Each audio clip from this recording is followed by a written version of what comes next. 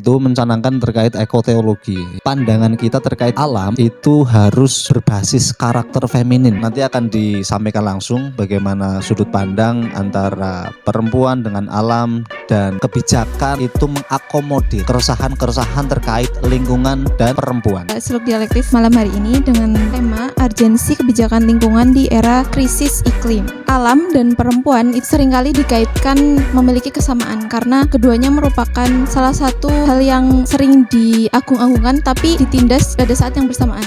Kenapa kemudian ekofeminisme menjadi salah satu kajian khusus yang banyak dikaitkan dengan perempuan? Karena ekofeminisme memang lahir berangkat dari gerakan-gerakan feminisme. Feminisme adalah salah satu ideologi gerakan perempuan yang memiliki tujuan, salah satunya adalah untuk menghilangkan berbagai diskriminasi, subordinasi yang itu ditujukan kepada perempuan. Pemahaman orang-orang yang mengambil kebijakan juga, pengambil kebijakan mulai dari eksekutifnya, legislatif, yudikatif. Nah, saya rasa para pengambil kebijakan itu nggak tahu berapa persen yang memang paham gitu wacana gender, apalagi kesetaraan gitu loh. Nah, ini menjadi salah satu faktor kesenjangan juga saya rasa. Karena memang satu-satunya cara untuk kita itu bisa kreatif dan inovatif itu jelas adalah melakukan cross heterogenitas. Itu artinya apa? Artinya antar pandangan-pandangan yang berbeda itu bisa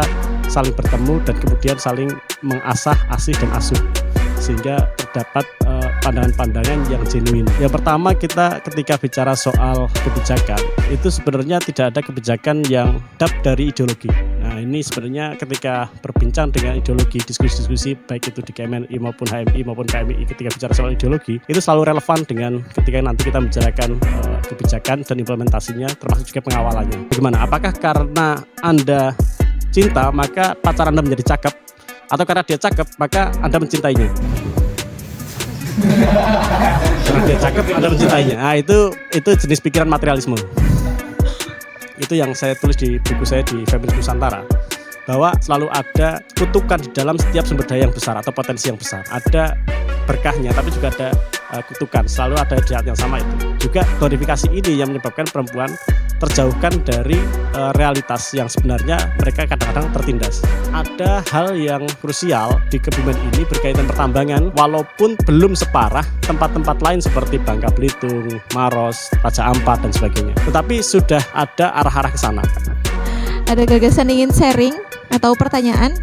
Dipersilakan. Isu lingkungan adalah isu global yang harus mendapatkan solusi secara global. Pernyataan yang dinyatakan sama Bagus Mulyadi bahwa inkompetensi itu lebih membunuh manusia daripada kejahatan itu sendiri. Ambivalensinya bahwa perempuan-perempuan yang sudah lolos duduk di bangku kebijakan itu ternyata jarang bisa merepresentasikan terkait keresahan perempuan itu sendiri. Yang mengisi itu dari P3A, itu kan representasi perjuangan perempuan lewat ruang kedinasan, ruang normatif lah. Pemikirannya juga normatif kadang itu.